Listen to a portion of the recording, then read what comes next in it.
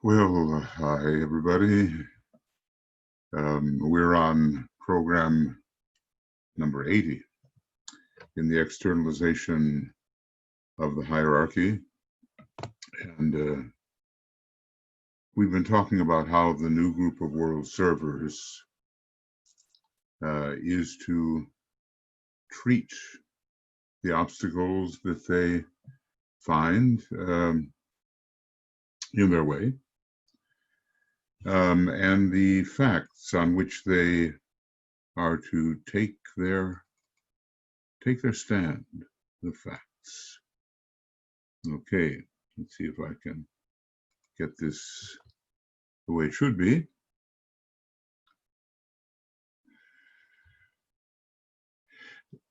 So many things in the foreground seem to militate against a clear understanding of the value of even horrible things which have passed. But the world servers have to look at the Great War as the broom of the Father of all, sweeping away obstructions in the path of his returning Son, which is the love aspect. So he tells us it would have been well nigh impossible to prepare for the coming, the second coming, the reappearance of the Christ and his hierarchy,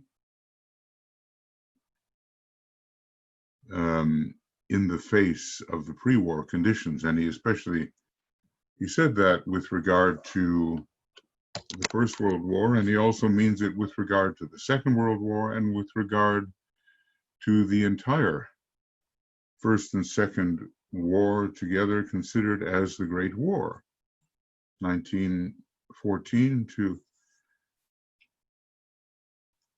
1945. Upon these facts, the new group of world servers must today take their stand. They must recognize the obstructing factors, but must also refuse to be frustrated by them, because frustration can so easily end in futility and in non-accomplishment, and that would be just a repeat of the kind of thing which occurred before the Second World War, and which, if done properly, could have prevented the precipitation on the outer plane of the Second World War. We can't let that happen again.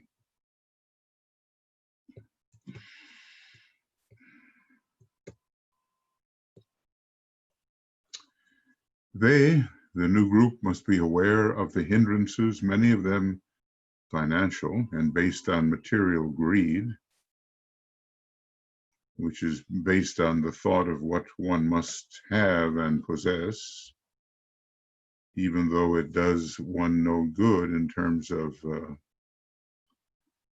spiritual evolution and the true state, desirable state of the psyche, and then employ such skill in action and such business acumen that these hindrances will be overcome. Well, with the coming in of the first degree seventh ray disciples, these inequalities, these great separations between the rich and the poor, financially considered, will move towards solution. This is advice for us, isn't it? They must walk clear-eyed through world difficulties, and holding the Christ's five-pointed star before them, the star of the solar angel, upright, pass unscathed and successful through the midst of all frustrating factors. Well, is that a charge to us and a piece of electrified advice telling us how we have to consider the usual frustrations that might make us say, well, what can I do? And just let it pass. No, we can't do that. So going on program 80, he says, I seek not here to deal with the usual spiritual frustrations or wish to waste time with the ordinary platitudes and the well understood replies which do not aid because they remain platitudes and are not translated into action. I mean, a platitude may be a truth, but if not translated into action, it just is stored in the mind with karmic consequences and does no good, really. It doesn't better the situation of the individual, and it doesn't better the situation of those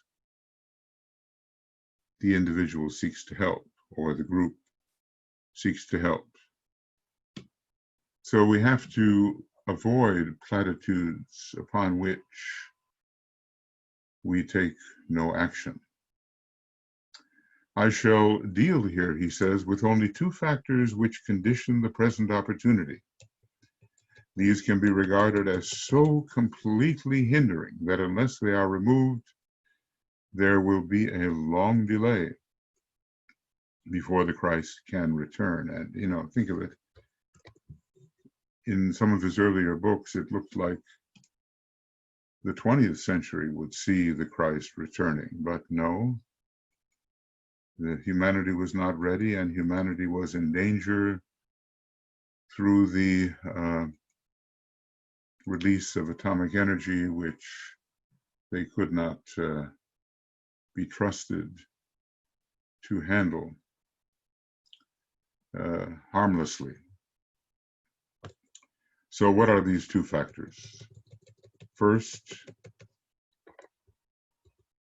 the inertia of the average aspirant or spiritually minded man.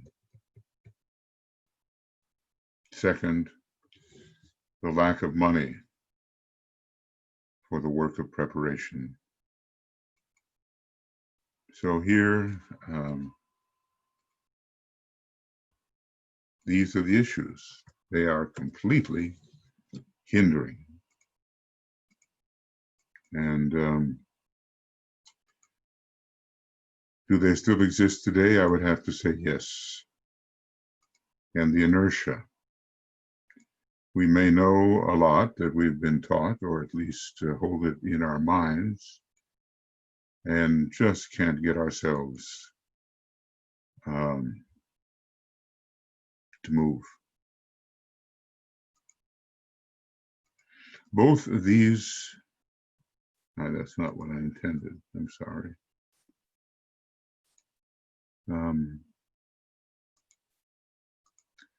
Both these hindrances are fundamentally based on one and the same thing, materialism, which is, of course, mistaken perception and mistaken self-perception. One is deluded by the apparency of things, by the form, nature, and doesn't think about the energy content of that form, or the fact that the form can be reduced to or etherealized into energy. There, the Einsteinian formula helps us a lot. E equals mc squared. And one can even go beyond that when dealing with the higher planes,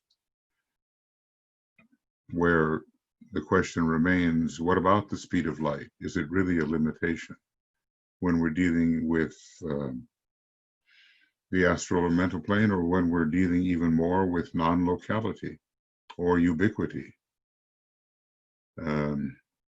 with everywhere at the same timeness, as it were? Materialism, one on the materialism of physical effort, and the other on that of a world attitude.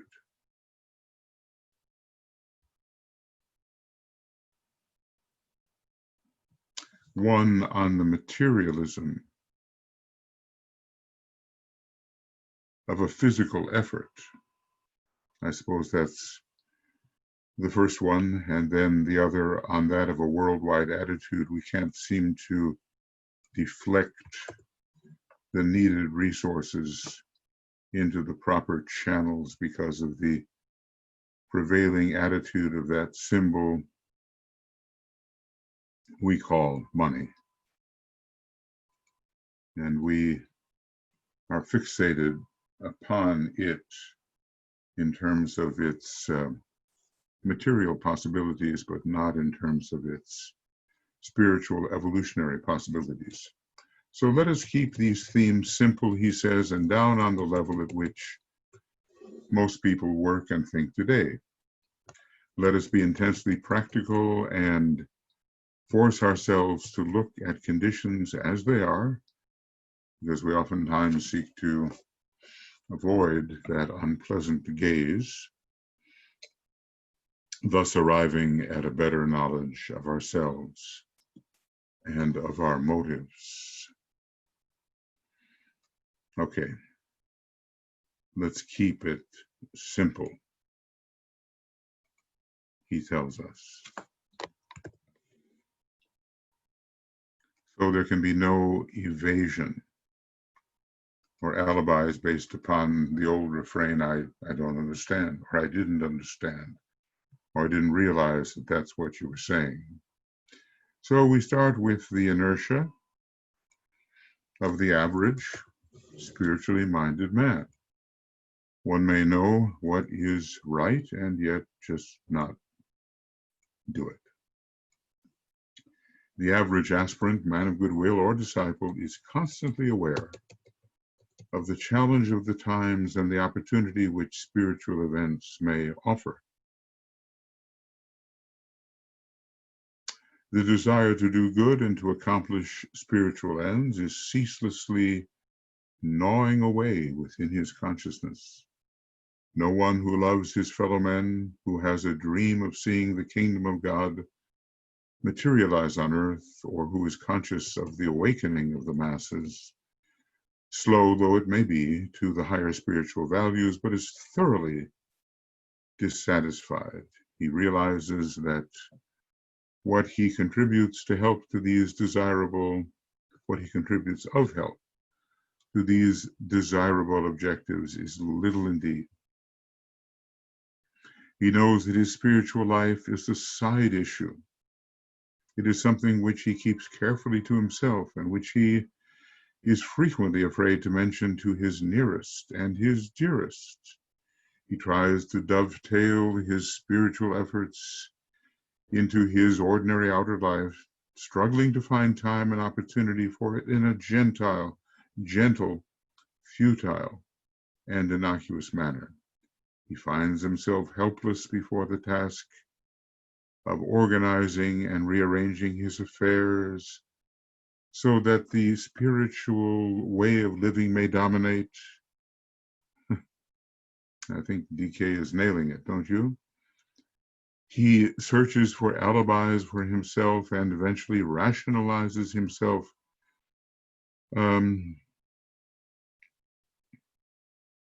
so successfully that he ends by deciding that he is doing the best he can under the circumstances.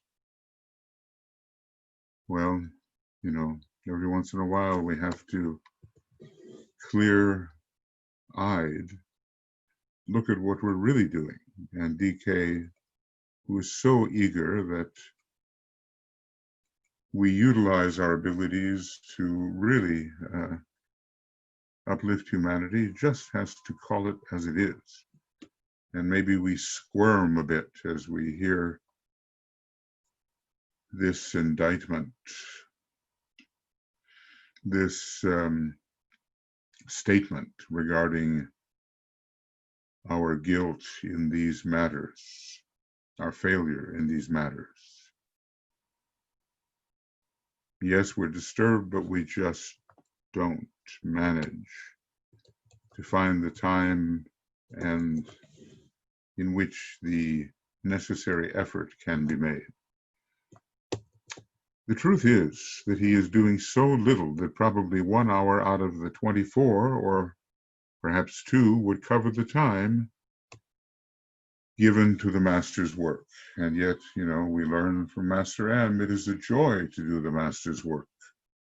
He hides behind the alibi that his home obligations prevent his doing more, and he does not realize that given tact and loving understanding, his home environment can and must be the field in which he triumphs. And this, of course, is not just he, this is his women disciples as well, of which I think there were maybe a majority. He forgets that there is no circumstance, there exists no circumstances in which the spirit of man can be defeated, or in which the aspirant cannot meditate, think, talk, and prepare the way for the coming of the Christ, provided he cares enough and knows the meaning of sacrifice and silence, as one can complicate one's environment through wrong speech and thus eliminate even more of the hours that could be given to the work. Circumstances and environment offer no true obstacle to the spiritual life. So more truth coming from the master, and we've just got to face that even now, after so much development of consciousness, every one of us can find something here that is holding him or her back from giving the best, doing the best,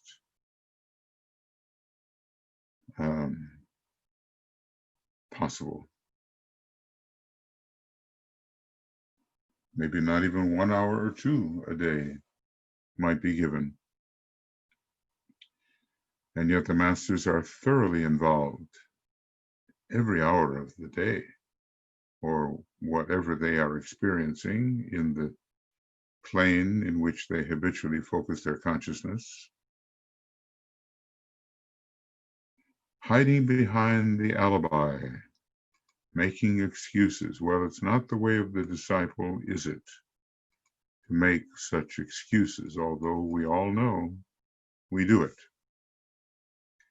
And this factor of tact is so important because we're usually dealing with other people in our environment who may wittingly or unwittingly present obstacles to us when we attempt to do our work on behalf of the divine plan. So tact and loving understanding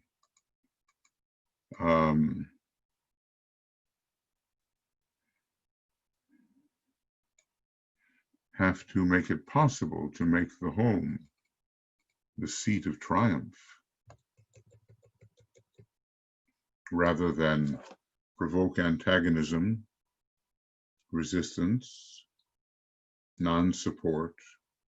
Many people may complain that their spouse or the people they live with do not support what they are trying to do for the work, but given tact and loving understanding, they would support. And what are the things that we can do? Well, we can meditate, we can think, we can talk, we can prepare the way for the coming of the Christ, provided we know the meaning of sacrifice.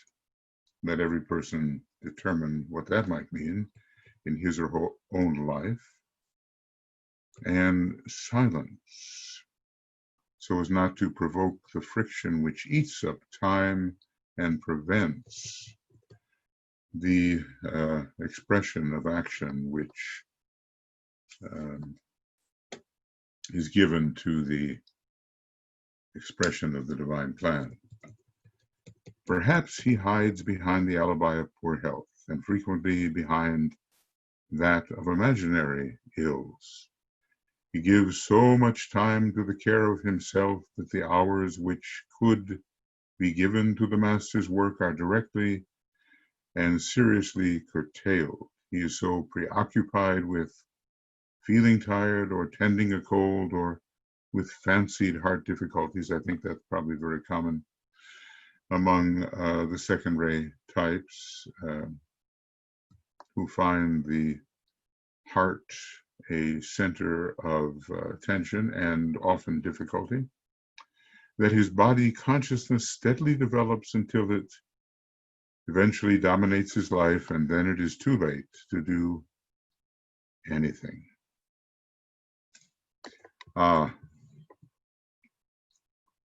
What truth and what an indictment. But let's just face it, that's how it is. So often. Just think of the hours that could be liberated. And the factor of courage does not mean that sacrifice and silence cannot be used. Courage is needed, and the application of the will. To forego peace, to forfeit rest. You know how often I have said to myself, oh, I'm too tired to do this program. Sometimes I have relented. Other times I said, well, I may be tired, but I will do it anyway. And then it's either bad or it's okay. And the words of Master DK have proved inspiring, and I've forgotten my tiredness in the duties that must be carried out. But he is talking to his disciples, and we should number ourselves among his disciples, or at least among aspirants to discipleship. So it's too late to do anything. Well, that's a crying shame, isn't it? I mean, a shame over which one cries later when one realizes what one has done. This is particularly the case with people who have reached their 50th year and over, the good old Chiron return. The trouble then is predominantly with women. It is an alibi which it is hard not to use. For many feel tired and ailing, and this, as the years go by, is apt to get worse. The only cure for the creeping inertia is to ignore the body and take your joy in the livingness of service, because joy is going to be a great stimulant. It's not just that you're happy. I mean, the whole body and energy system is filled with the energy of joy. Maybe it's not easy. I don't find it easy, but okay, we're given the advice here. The only cure for the creeping inertia is to ignore the body and take your joy in the livingness of service. This leads to a longer life. I speak not here of definite disease or of serious physical liabilities. To these, right care and attention must be duly given. I speak to the thousands of ailing men and women who are preoccupied with taking care of themselves and so waste hours of the time which could be given to the service of humanity. I ask those who are seeking to tread the path of discipleship to release those many hours spent in needless self-care into the service of the hierarchy. Needless self-care. To forego peace, to forfeit rest, and in the stress of pain to lose myself and find myself, thus entering into peace. To all this I most solemnly pledge myself, invoking my higher self. When we go into the arcane school, the very first thing practically that we do is learn that mantra. To look above, to help below, to dream not nor to rest. It's got a lot of sixth ray in it, but it's got a lot of the uncompromising attitude that would release those hours into the service of the plan, and then the service of those whom the plan serves, and then the service of those who serve the plan.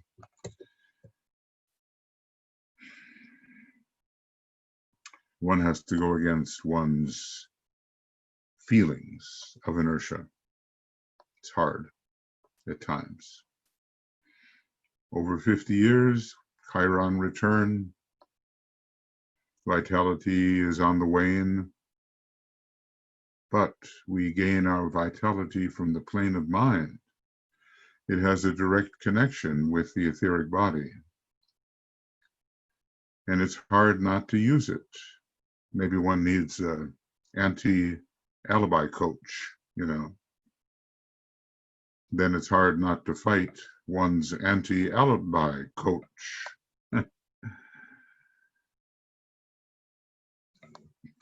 Well, I want to make this big. The only cure for the creeping inertia is to take your joy in the livingness of service. What sound advice. And, at the moment we need it. Will our memory serve to bring such statements before our consciousness so we can at least try? And I know in saying this, I'm going to be challenged this very day to do exactly this. That's often the way it is. So one has to be practical. There are diseases that need tending. Where there's an ill, there's a pill. I'm sure we, at a certain age, have certain pills and medicines to take, but it doesn't have to take forever, does it? And we need have no self-pity about it. It's just the way of the body, made of the substance of the previous solar system. When once a certain age is reached, there is that tendency, unless it is countered by a great inflow of energy. As long as we're talking about alibis here. So, let's just think about it. Talking about alibis. Maybe it's a word that's not so much used at this time as it was in Alice Bailey's day. Still another alibi leading to inertia is the fear people have of speaking about the things of the kingdom of God to others. They are afraid of being rebuffed or of being thought peculiar or of intruding. They therefore preserve silence, lose opportunity, and never discover how ready people are for the discussion of realities, for the comfort and hope which the thought of Christ's return can bring, and for the sharing of spiritual light. This is essentially a form of spiritual cowardice, but it is so widespread that it is responsible for the loss of millions of hours of world service. This doesn't mean that you have to fall victim to the glamour of interference. I've told that story about closing my eyes as I waited for the doctor in the doctor's office and finding myself poked repeatedly by a very zealous young woman who condemned me with the words, "You're meditating, aren't you?" "Yes, I saw you. You're meditating." Oh, what a sin. So the glamour of interference based on the sixth ray, but with tact, with understanding, with moral courage, and with the avoidance of spiritual cowardice, we can speak of these things. Sometimes when a person's ready, and from their initial response. You also have to balance that with, the old adage, don't cast your pearls before swine, not calling the people swine, but, it makes the point, doesn't it? Because they will tromp on them and rend them underfoot, and they'll throw them back at you. You might still persist. I had a dear relative, and when I would bring these things forward. I got the return statement. I love you, Michael, but I don't like you. Okay. Which means, of course, that I'm not like you in my values. So this fear has to be overcome. And I remember there was this man, RVB. He was Alice Bailey's secretary, and his ray chart was 2, 4, 4, 2 or 6, and then 3, I think. But the 2, 4, 4 was important because he wanted the harmony. So, but he saw there was a lack of money, and he had to do something. And he was loath to bring it up. It's tough to talk about money and ask and expect money from people, but there are ways to do it. And he overcame his fear and did speak of these things, and the Tibetan, seeing the effort that was behind that discussion, or those discussions, commended him on that. I guess it's harder for the second-rate types to talk about the need for money, but there has been progress in that. I always admire those people who can speak about the need for resources and do so in a way that doesn't make them uncomfortable and doesn't make anybody else uncomfortable either, but in fact inspires. So we have to learn how to do that too, because it's a big block, this question of money, the crux of the problem, says DK sometimes. There are, brother of mine, other alibis, but the 3 above noted are the most common. Inertia, fear, not wanting to disturb, avoiding the discomfort.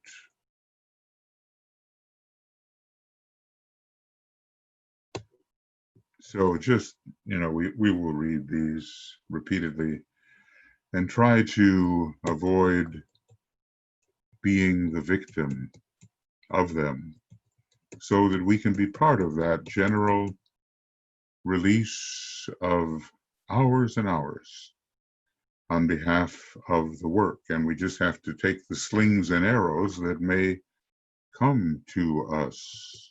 Okay? They will come, and they will come increasingly. I don't think that the high priests liked very much Jesus or Christ through him talking about the kingdom of heaven and healing on the Sabbath and all the rest. And plus, he was successful,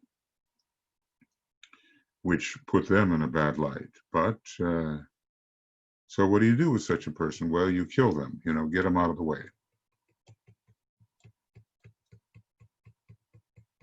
But he did that. So there are,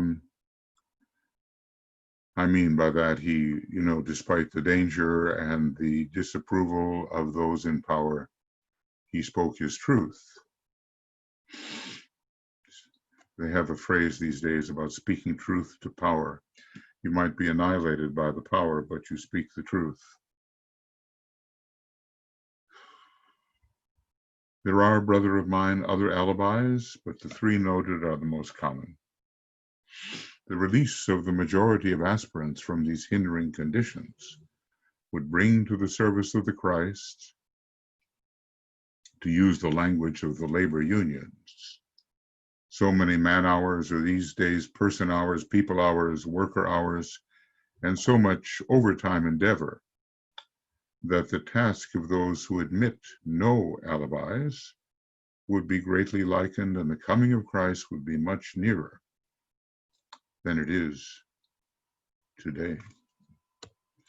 So let's not hide from ourselves that we may indeed be part of the problem, basically through spiritual cowardice,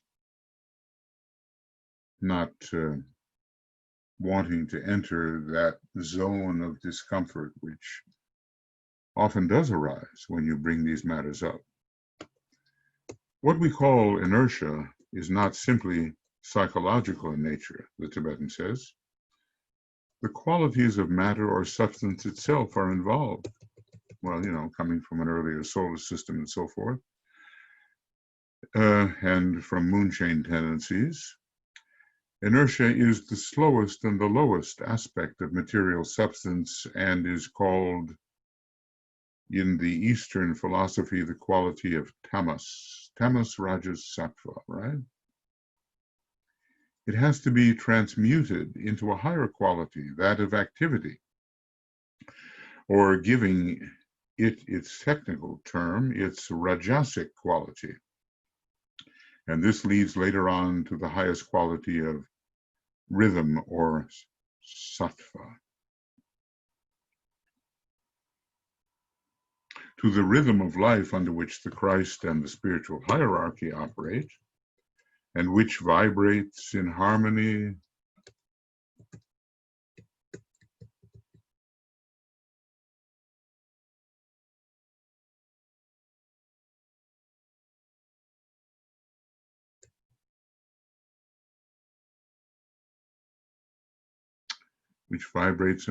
with human need and hierarchical response, I call you not. I sometimes lose my way here, I do, however, call you to demonstrate the quality of activity and to refuse to hide behind alibis. It is essential that all aspirants recognize that in the place where they are now, among the people who are their karmic associates and with the psychological and physical equipment with which they are endowed, they can and must work. I shall not labor the subject. There is no coercion or undue pressure exerted in the service of the hierarchy. The situation is clear and simple. There are, in the present time, 3 great activities going on. So, okay, he calls us not to the kind of sattva which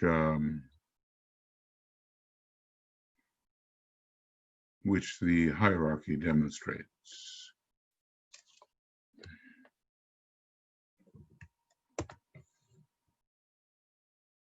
Okay, because he knows, as Master Moria says, you don't put the load of a camel on a donkey. That always stuck in my mind, quite riveting thought. And then that thought that even a donkey can carry a library on his back. That's another riveting thought that has captured my attention. I do, however, call you to demonstrate the quality of activity and to refuse to hide behind alibis.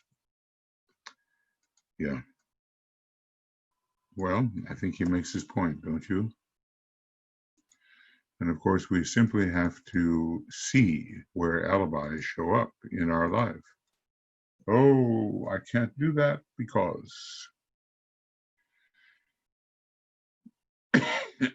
And I think we will find ourselves using them more frequently than we might imagine. So, where we are, in the place where we are,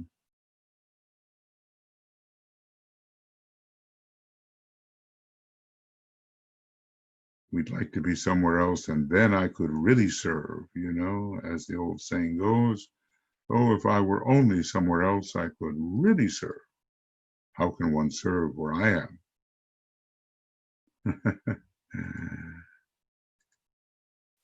Well, that in itself is a great alibi.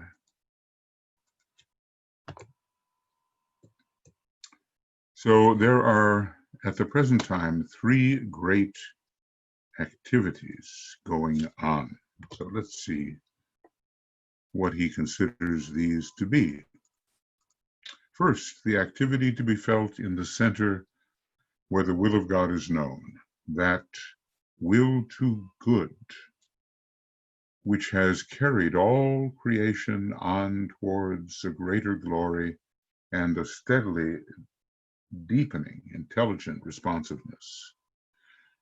This today is creatively endeavoring to bring the new world order. You know, it's got a lot of Aries in it, the will to create. The order of the kingdom of God under the physical supervision of the Christ. This might be regarded as the externalization of the spiritual hierarchy of our planet. Of this, the return of the Christ to visible activity will be the sign and the symbol. So this is Shambhala. And Shambhala as it inspires hierarchy.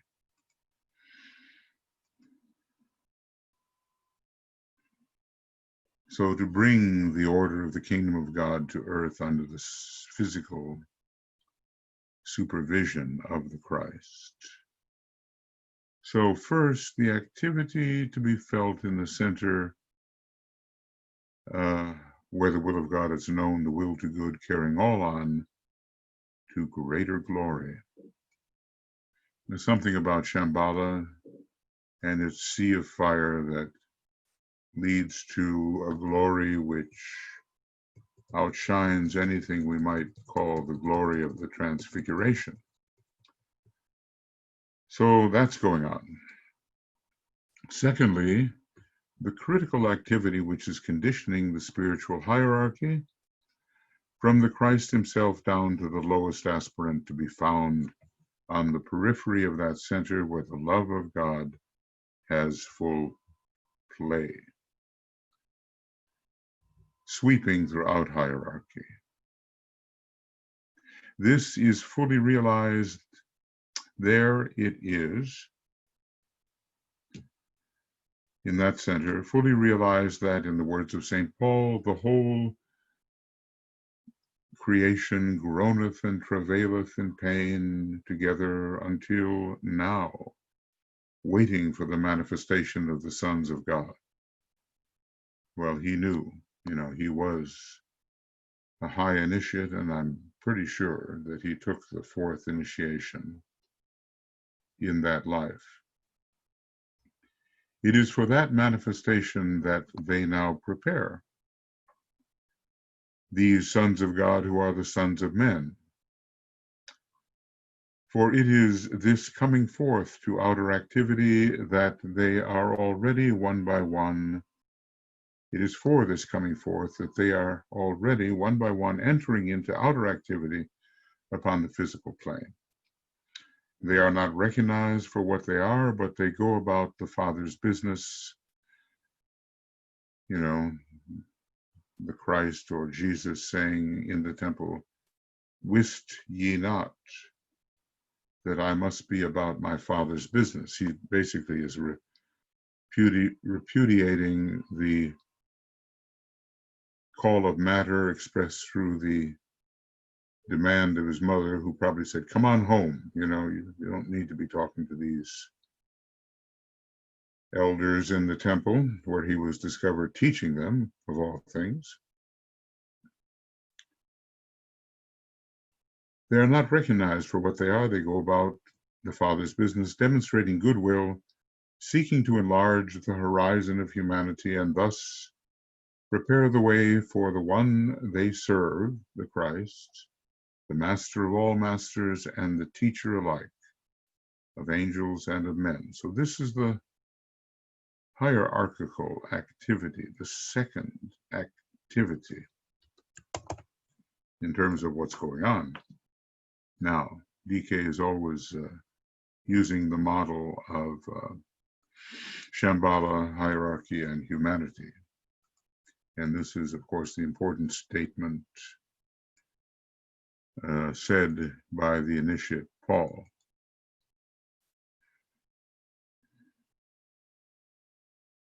there's a critical activity conditioning the spiritual hierarchy from the highest to the lowest.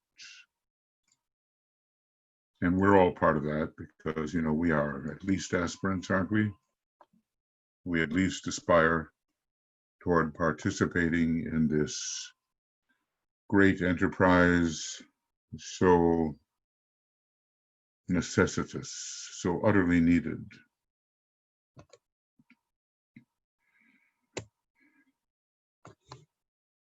So that's the second activity. And the masters are coming out and people don't recognize them.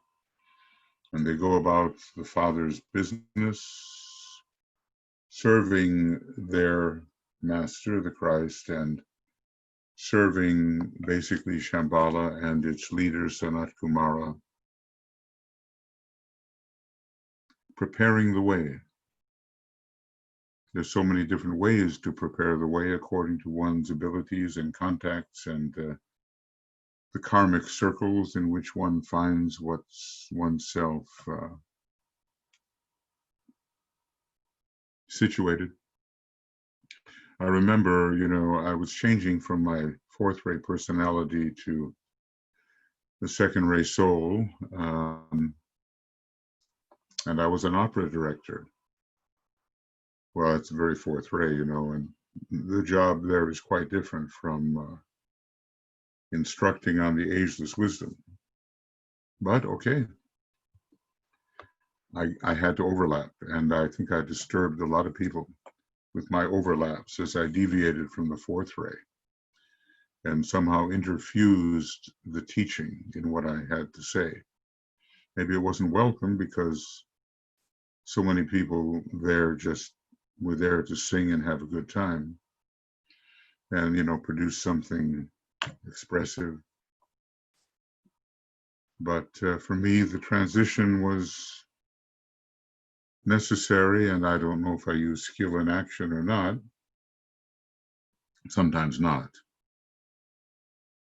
Until, I could finally be free of the personality call and maybe had fulfilled the karma involved with that, and then could be completely involved in the teaching and spreading of the ageless wisdom without that uncomfortable mixture that sometimes can occur when personality incentives and soul incentives are brought together but not really balanced. And thirdly, in terms of the third activity, there is humanity itself, the center which we call the race of men. He's somehow quoting here from the invocation, which had been released, the great invocation, a center full of chaos, turmoil, and confusion, a humanity full of pain, bewilderment, disturbance, yet mentally aware of infinite possibilities, emotionally fighting for that plan which seems to them to be the best, but with no sense of coherency or any realization that it must be the one world for the one humanity. They simply desire emotional peace. Now, that kind of peace is not the peace we are striving for, really, is it? That sort of peace at any price thing that can happen with the fourth ray. They desire simply emotional peace, security in which to live and work, it's understandable, and a vision of the future which will satisfy some inchoate sense of divine persistence. Well, that is what most people are desiring, and any politician has kind of got to know that. They are physically ill, deprived for the most part of the essentials of normal, wholesome living, racked with the sense of financial insecurity. We've seen that in this epidemic where people have lost their jobs in the millions because of the shutdowns, to prevent millions more from contacting or contracting the disease, racked with the sense of financial insecurity and consciously or unconsciously invoking the Father of all on behalf of themselves and of the rest of the world. Oh, always when humanity is described, frequently, a kind of sadness comes over one, but at the same time, this is the foreground. And we as disciples and aspirants have to walk clear-eyed through the distressing scenes immediately ahead of us, holding in mind that which is on its way, being confidently convinced that these things are coming, these better ways, and through our own confidence and radiation, giving courage to others.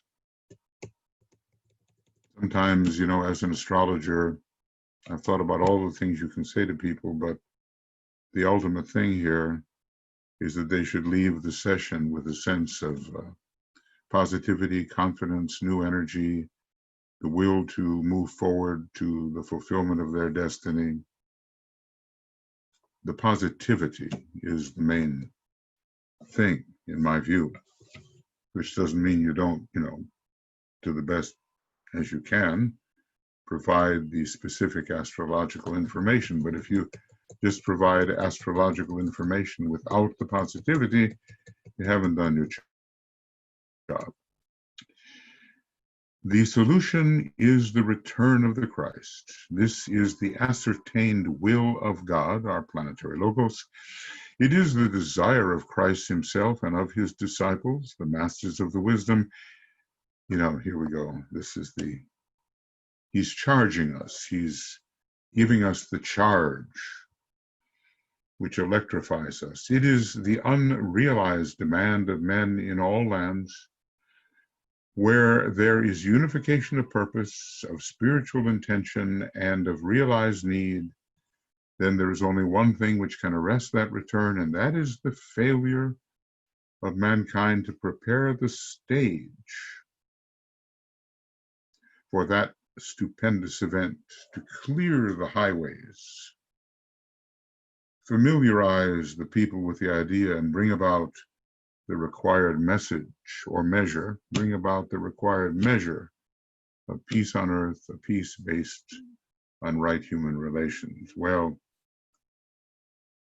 his summaries are brilliant and memorable, and they are not few. So that may be the only thing that militates against remembering some of the best ones. They are existing, but at least to know where to go to reread and rethink.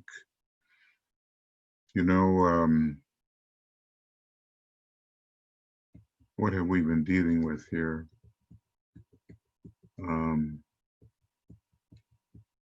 Makes me want to this inertia, and the second thing, the lack of money,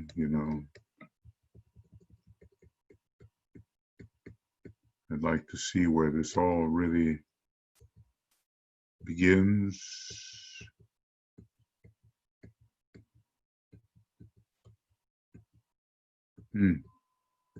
Well, I can't waste our time right now looking. It just tells me I have to, revisit all the many things read here and focus in this essay on the preparation for the reappearance of the Christ. But anyway, those two things are standing out, the inertia and the lack of money.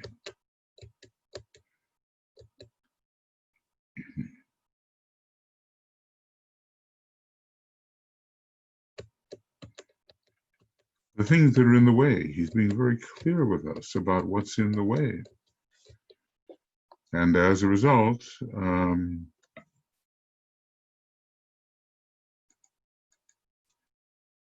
we are gaining a clearer idea of how we can help and what we can do.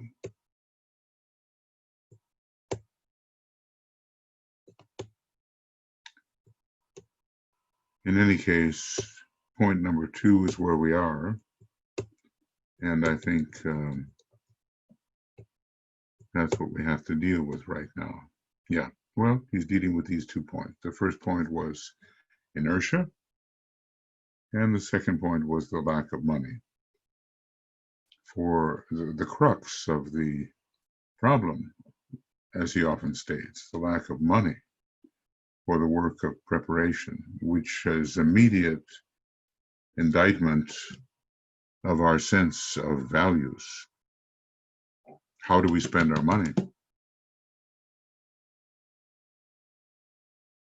On what? Does fear keep us spending it in a way that is outside the channel of real spiritual use, with its possibility of spiritual evolutionary progress? Is it fear? What is it that keeps us diverting money into the wrong channels? So let's go on. We come now to the second of the major hindrances, the lack of financial support for the Christ's workers and disciples in all lands as they endeavor to release spiritual energy and bring a new order out of the present chaos. This is perhaps the major difficulty, and it appears at times an insuperable one. It involves the problem of true financial trusteeship and the deflection of adequate sums of money into channels which will definitely aid the work of preparation for the return of the Christ. It is for this reason that I closed the previous section of this article with the words right human relations.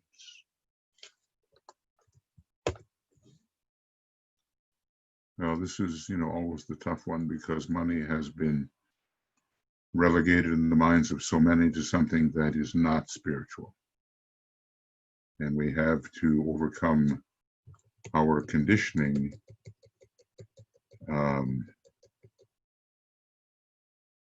in that respect. The problem is therefore a peculiarly hard one, for the spiritual workers of the world have not only to train people to give according to the need and their means, but in many cases, they have first of all to provide them with a motive so magnetic in its appeal that they must perforce give. They have also to provide the trust, foundation, and organization through which the money given may be administered. This presents them with a most impressively difficult task, and one which is responsible for the present impasse. The impasse is not, however, based only on the novelty of raising funds for the preparation for the return of the Christ, but it is also based on the trained selfishness of the majority of those who own the world's wealth, and who, even if they gave, do so because it fosters prestige or indicates financial success. It's all ego, isn't it, in the lower sense? And it might be remembered that every generalization presupposes exceptions. So let it not be said that DK is tarring with the same brush or indicting all, as there are people who are, very generous and heirs to the largesse, which they either deserve karmically or which has come to them through their parents or relatives or their position in birth, you know. It's a tough issue, and we need a big change in our attitude towards the money. So we're going to simplify this subject. You know, you'll probably recognize that some of these writings serve as a preamble to the so-called money meditation that we find in Discipleship in the New Age, Volume 2.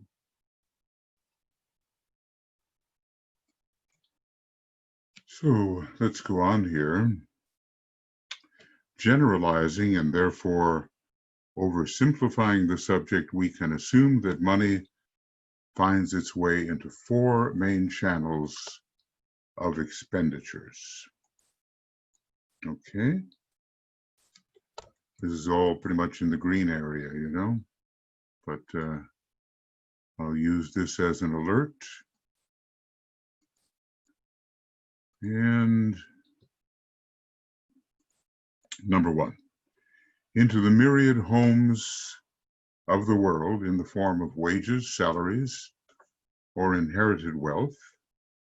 All this is at present most unevenly balanced, producing extreme riches and extreme poverty. Then into the great capitalistic systems and monopolies, to be found as towering structures in most lands, whether the capital is owned by the government or the municipality or by a handful of wealthy men or by the great labor unions, matters not. Little of it is yet spent in reality for the betterment of human living or for the inculcation of the values which will lead to right human relations. Okay, so far, you know, first the myriad of homes,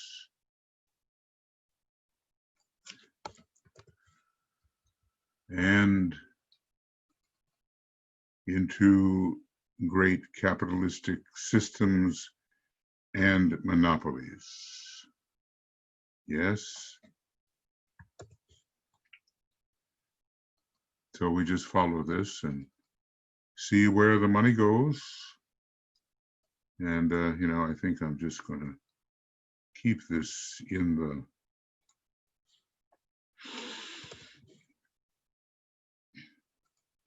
green, you know, when we're dealing with humanity and money, keep it green. Then number 3, into the churches and religious groups throughout the world. You know, the Catholic Church, for instance, and maybe some other groups in Protestantism have the third-ray personality, even though the soul of these groups is more likely to be on the 6th ray. But for the Catholic Church, interestingly, the Church of Rome, the 1st ray. Here again, speaking in general terms and at the same time recognizing the existence of a small, spiritually minded minority, the money is deflected into the material aspect of the work, you know, the so-called edifice complex, building and building, rebuilding, not the humanistic need or humanistic orientation to meet human need. The money is dedicated, is deflected into the material aspect of the work, into the multiplying and preservation of ecclesiastical structures, into salaries and general overhead. Hardly like the Christians in the catacombs, is it?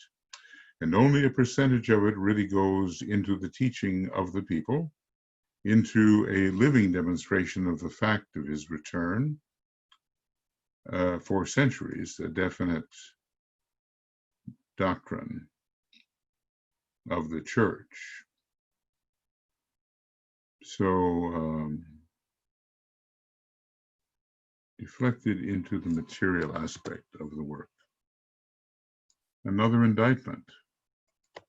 So many indictments by the Tibetan are not appreciated by those involved in, or the targets of the indictment. I mean, it can be the Jewish group, it can be the homosexuals, it can be the church, it can be Judaism in its orthodox sense. Well, it's really all of us, isn't it? We stand indicted. Now that return has been anticipated down the ages and might have occurred ere now, had the churches and religious organizations everywhere done their duty. Well, the finger is pointing. And when it points, those at whom it points begin to squirm or, in a fit of pride, reject what is said. Or they say, hey, Alice Bailey wrote that, not the Tibetan. Which is foolish. You know, Alice said, if I did not take down all things as the Tibetan said them, he would immediately dispense with my services. Number 4, into philanthropic, educational, and medical work. Now, this is good, in a sense. Maybe it's rarely that it goes there first. All of this has been exceedingly good and greatly needed, and the debt of the world to the public-spirited men who have made these institutions possible is great indeed. Men and women, of course. All of this has been a step in the right direction and an expression of the divine will to good. It is, however, frequently money misused and misdirected, and the values developed have been largely institutional and concrete. They have been limited by the separative tenets of the donors or the religious prejudices of those who control the disbursement of the funds. In the quarreling over ideas, religious theories, and ideologies, the true assistance of the one humanity is overlooked. So even here, an indictment exists. We don't build into the soul, build into the triad. We don't value those things so much as we value that which is concrete. And this has to change with the cultivation of the mind, which should be the mind as it is in Christ. Tall order, but cannot be the usual, habitual, illusion conditioned, glamour conditioned, Maya conditioned, concrete approach. So that's where money goes. And let each of us examine the money we have and see if we can justify the place or the area to which it is directed. The fact remains that had the directing agencies through those whose hands the money in the world is channeled any vision of the spiritual realities of the one humanity and the one world, and had their objective been the stimulation of right human relations, this is the foundation, the mass of men everywhere would be responding to a vision very different from the present one. We would not be faced, as we are today, with the expenditures running into countless billions and now trillions, necessitated by the need to restore physically not only the physical bodies of countless millions of men, but entire cities, transportation systems, and centers responsible for the reorganization of human living. So we've committed grave errors here. Sometimes, you begin to think that humanity is the erring kingdom, the erring kingdom. Master Moria speaks of the castle of errors. The idea is built at the wrong time, in the wrong place, with the wrong substance, by the wrong people, for the wrong purpose, etc. And he ends it all by saying, at length, one gets tired of errors.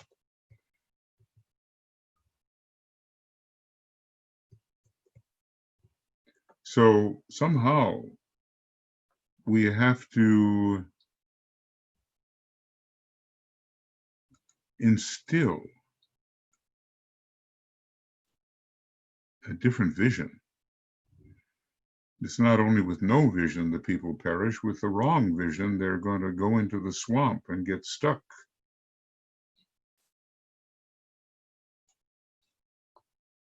So we are very responsible for inculcating the state of mind which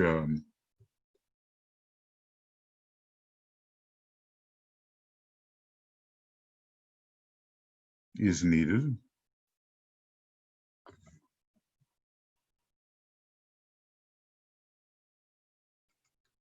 Equally, it can be said that if the spiritual values and the spiritual responsibilities attached to money, in large quantities or in small, and this we have to remember because the old bugbear, well, what can I do with $1 or $2? If those responsibilities had been properly appreciated and taught in homes and schools, we would not have the appalling statistics of the money spent prior to the war in every country in the world and spent today in the Western Hemisphere on candy, liquor, cigarettes, recreation, unnecessary clothes, and luxuries. These statistics run into hundreds of millions of dollars every year. It's got to be more now. A quota of this money necessitating the minimum of sacrifice would enable the disciples of the Christ and the new group of world servers to prepare the way for his coming and to educate the minds and hearts of men in every land in right human relations. There it is again. Right human relations, repeated as an utter necessity, held before our eyes so that we can really participate in this. So here's the way it should have been. I'll put it in blue, deep blue.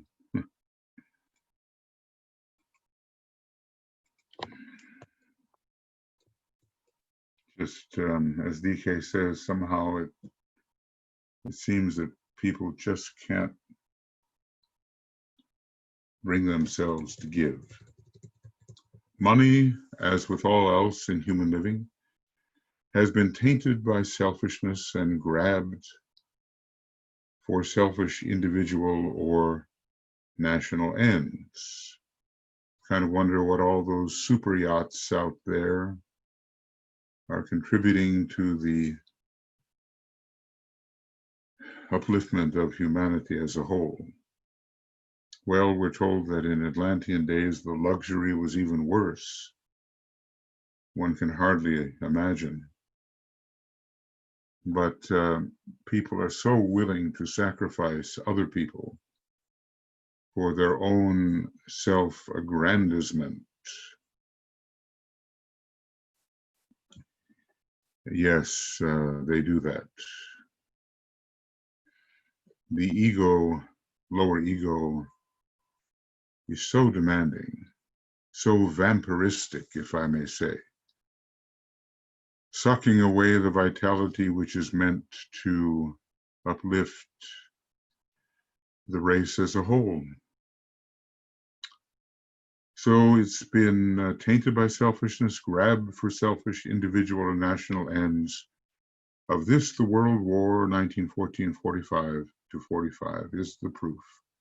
For although there was much talk of, quote, saving the world for democracy, close quote, and, quote, fighting a war to end war, the main motive was self-protection and self-preservation, the hope of gain, the satisfaction of ancient hatreds, and the regaining of territory. Well, DK sees behind the scenes, and many of us could have been deluded by these apparently more worthy motives, but were they real? Although there was much talk of saving the world for democracy and fighting a war to end war, the main motive was self-protection, you know, keeping the monarchies from being overthrown. Didn't work in Russia, did it? And self-preservation. Didn't work for the Austro-Hungarian Empire, did it? The hope of gain, the satisfaction of ancient hatreds, Turkey applying itself to Armenia. It didn't work there.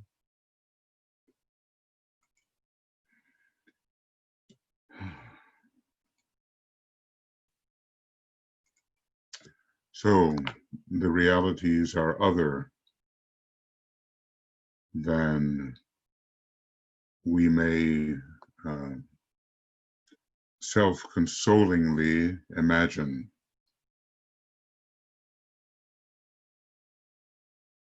The satisfaction of ancient hatreds, I was thinking of the Armenian genocide for which Turkey was responsible. The ancient hatreds, it's just the same old battle between Muslims and Christians. And maybe in the Crusades, the Christians thought the Muslims were unnecessary, and once the Muslim armies began to rise, they thought that the Christians were unnecessary. And it still goes on today, the massacres. The 2 years which have passed since the war have proved this to be the case. Well, you know, there was also Germany looking for Lebensraum, room to live, regardless of what it meant for the others who had habitually lived there. And then, of course, the Jewish group pushing the Palestinians off the land that they had occupied now for a long time. More Lebensraum, even, you know, since behind both groups, the same evil subjective group was at work. Aggressive expansion. Aggressive expansion. So the 2 years that have elapsed since the war have proved this to be so. The United Nations is occupied with rapacious demands on all sides, from all sides, with the angling of nations. You know, this is a third-rate manipulative maneuvering with the angling of the nations for place and power, and for the possession of the natural resources of the earth, coal, oil, etc. Cornering the market, it's a scorpionic thing to do.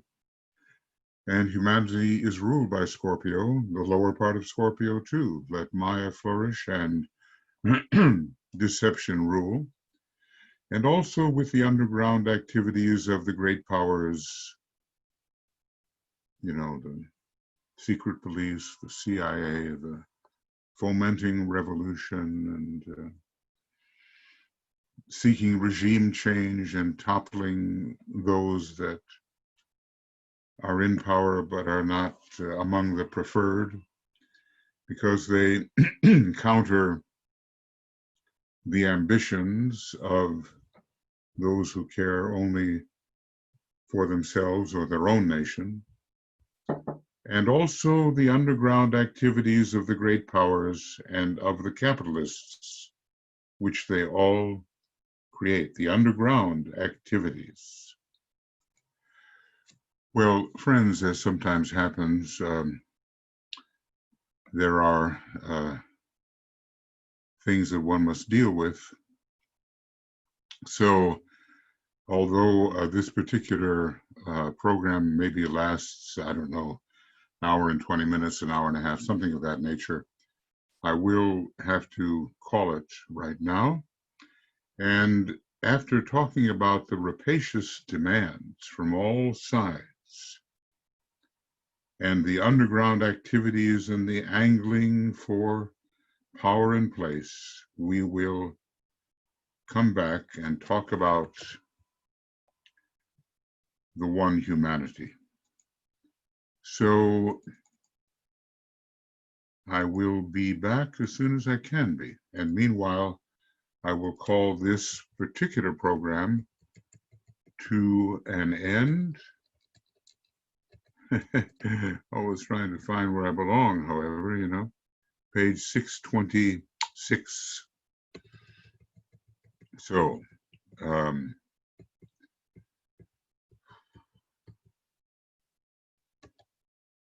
yeah, almost there.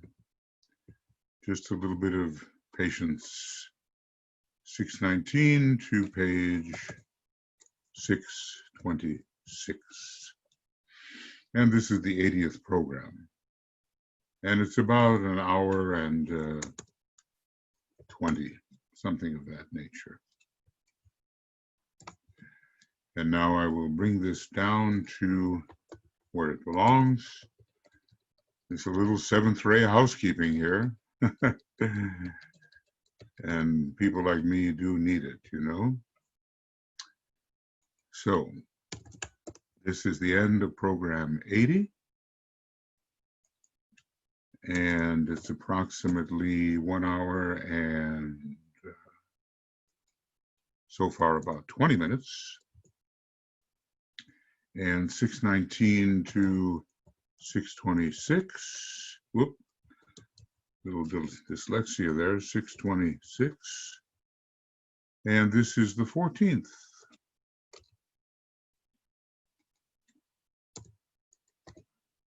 And we start with program number 81. Whenever I can start it. So I'll put my X's there. And 1 hour here and XX. And it'll be from 626 to whatever it is. So thank you, everybody, for being here. And well, it's so practical, isn't it? About how people are really behaving, even though the Great War should have taught us lessons about suffering, about the causes of war, about sharing, about underhandedness, about aggression, it should have taught us about the machinations of the personality. It should have. But apparently The lesson was not sufficiently learned, so what will it be now? All right. So now we'll stop the recording. And thank you for being here. Lots of love, many blessings. And we will work a little later. Moon's in Aries today. Something has to come out of it. Talk to you later. Bye-bye.